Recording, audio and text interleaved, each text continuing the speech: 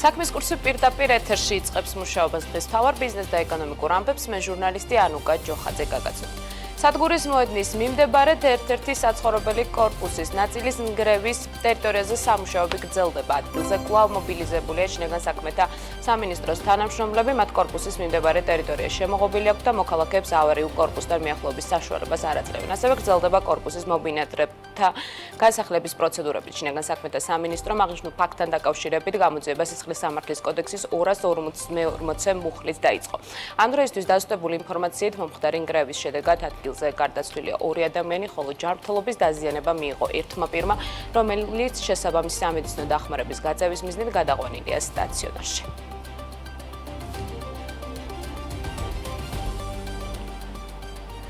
თბილისში დაახლოებით 10,000 ავარიული შენობა ნაგებობა. ამის შესახებ ინფორმაცია BMG-ს მერიამ დაუდასტურა.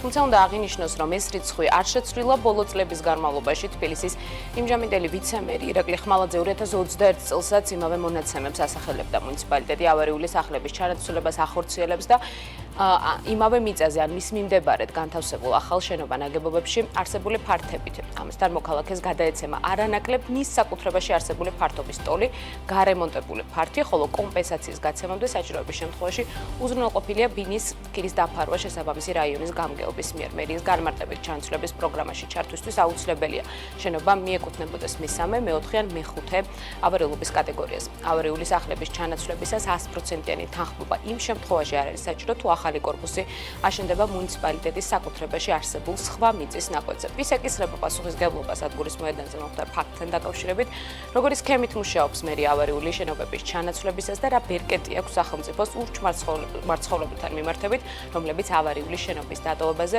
უარს ამბობენ და შენობა სხვა პირებს საფრთხეს უქმნის თემაზე იურისტის შეფასებებს შემდეგ გამოშვებებში მოვისმენთ. დღის განმავლობაში კი ელენე გოგბერაშვილი პროცესში ჩართული მხარეების პოზიციებს გაგვიზიარებს.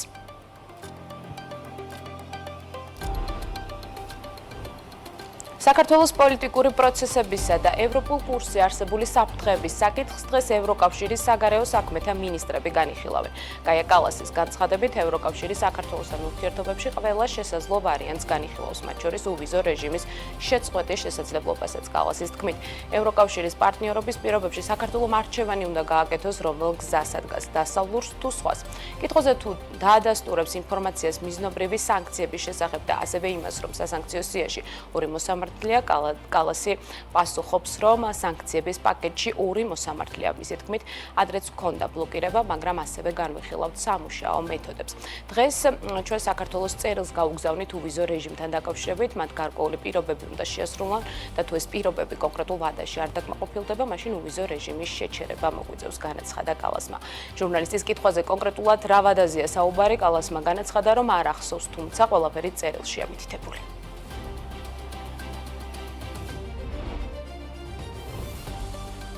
რადიო თავისუფლების ინფორმაციით დღეს ევროკავშირის საგარეო საქმეთა მინისტრებისთვის მომზადებული დოკუმენტის განხილვა მოხდება, რომელიც ერთი მხრივ მოიცავს განახლებულ ინფორმაციას ევროკავშირის ინსტიტუტებისა და წევრი ქვეყნების მიერ უკვე გადადგმული ნაბიჯების მიმდინარე განხილვების შესახებ და მეორე მხრივ ევროკავშირის არსენალში დარჩენილი დამატებითი ზომების შესახებ. უკვე გადადგმულ ნაბიჯებს შორისაა შეჩერებული დახმარება, სავიზო შეზღუდვები, სანქციები, ევროკავშირის არსენალში კი რჩება ასოცირების შეთანხმების შესაძლო შეჩერება, კანდიდატის სტატუსის შეჩერება, სავიზო ლიბერალიზაცია შეჩერება. რადიო თავისუფლების სტატიაში ასევე ნათქვამია, რომ შეჩერდა ასოცირების შეთანხმების ტელეკომუნიკაციების შესახებ დანართის, იგივე როუმინგის პრიორიტეტული გეგმის განხილვა და მუშაობა ცვლილებებზე. ასევე შეჩერდა ავტორიზებული ეკონომიკური ოპერატორების ერთობლივი აღიარება.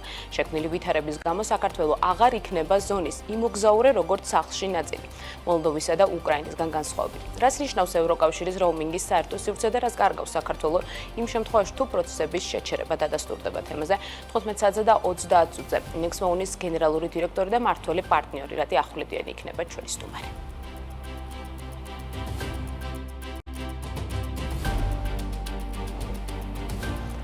ამერიკის ელჩი საქართველოში რობინ დანიგანი გამოსამშვიდობებელ მიმართვას ავრცელებს, სადაც ამბობს, რომ საქართველოს ადგილი დასავლური დემოკრატიების ოჯახშია. დანიგანი მადლობას უხდის ქართულ ხალხს გულთბილი მიღებისთვის და აცხადებს, რომ საქართველოს მეგობრად რჩება. 5 ივნის ამერიკის შეერთებული შტატების საელჩომ საქართველოში გავრცელა ინფორმაცია, რომ დანიგანი თანამდებობას ტოვებდა. გავრცელებულ განცხადებაში ელჩი წერდა, რომ ეს პირადი გადაწყვეტილება იყო და მისი გაწვევა დონალდ ტრამპის ადმინისტრაციას არ მოუთხოვია. ამერიკის შეერთებული შტატების ყოფილმა პრეზიდენტმა ჯო ბაიდენმა საქართველოში ელჩის თანამდებობაზე რობინ დანიგანის კანდიდატურა 2023 წლის თებერვალში წარადგინა. სენატის მხარდაჭერის შემდეგ კი 2023 წლის ოქტომბერში ელჩის საქმიანობა შეუდგა. განშიფრებული ვართ თქვენი გულუხვის სტუმართ მოყვარეობით. ვიცი, რომ ამერიკელი და ქართველი ხალხის განსაკუთრებული კავშირი გაუტეხელია და ვიცი, რომ საქართველოს ადგილი დასავლური დემოკრატიების ოჯახშია. ერთად მუშაობით ვიცი, რომ ჩვენი შვილებისთვის უკეთესი მომავლის შექმნა შეგვიძლია. საქართველოში ჩემი გულის ნაწილს ტოვებ და სამუდამოდ ვიქნები ქართველი ხალხის ნამდვილი მეგობარი. დიდი მადლობა და შეხვედრამდე. Amnesty International გიორგი ბაჩიაშვილის თემასთან დაკავშირებით განცხადებას ავრცელებს, რომელშიც ბიზნესმენის განცხადების დაუყოვნებლივ დამოუკიდებელი გამოძიების საჭიროებაზე წერენ. გიორგი ბაჩიაშვილი, რომელიც ივანიშვილის ყოფილი მრჩეველია და ამჟამად პატიმრობაში იმყოფება, აცხადებს, რომ მას ფიზიკურად გაუსწორდნენ საგანში. მას წვდომა არ მიეცა ადვოკატებთან, მათ შორის მაშინაც, როცა მკურნალობდა მიღებული დაზიანებების გამო. აუცილებელია მისი განცხადების დამოუკიდებელი გამოძიება დაუყოვნებლივ წერია განცხადებაში. გიორგი ბაჩიაშვილის ადვოკატის ლევან მახარაშვილის განცხადებით ციხეში ცემის შედეგად ბაჩიაშვილს უჭირს დამოუკიდებელი გადაადგილება. აღინიშნება ტვინის შერყევის სიმპტომები და რამდენიმე ადგილზე ატევს ნაგერებიც.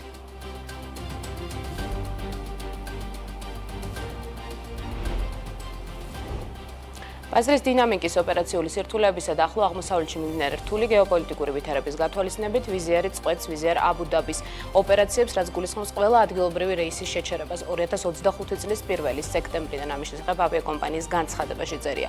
ვიზიარ აბუ-დაბი ქუთაისდანაც დაფრინავს, როგორც კომპანიაში BMG-ს უთხრეს, ფრენა ქუთაისდანაც შეჩერდება. მგზავრები, რომლებსაც დაჯავშნილი აქვთ ბილეთები 2025 წლის 31 აგვისტოს შემდეგ მიიღებენ წერილს ელექტრონული ფოსტით თანხის უკან დაბრუნების ან ალტერნატიული მგზავრობის შესაძლებლობის შესახებ. მომხმარებლები, რომლებმაც ბილეთები შეიძინეს მესამე მხარის მეშვეობით, უნდა დაუკავშირდნენ შესაბამის სააგენტოებს. ზემოთ აღნიშნული შეჩერება არ ეხება ვიზიარის სხვა რეისებს.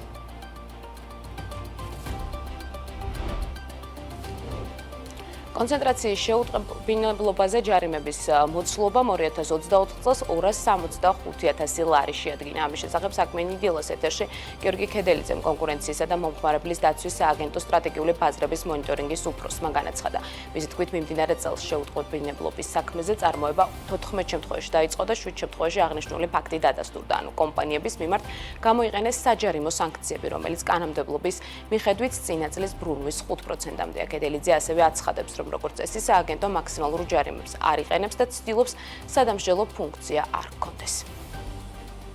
5 წელს გადავხედავთ, სულ ჰქონდა 14 შეუწყობინებლობის წარმოება და აქედან 6 შემთხვევაში დადასტურდა კონკურენციის, 7 შემთხვევაში დადასტურდა კონკურენციის კანონმდებლობის დარღვევა და კომპანიებს დაეკისრა ჯარიმა.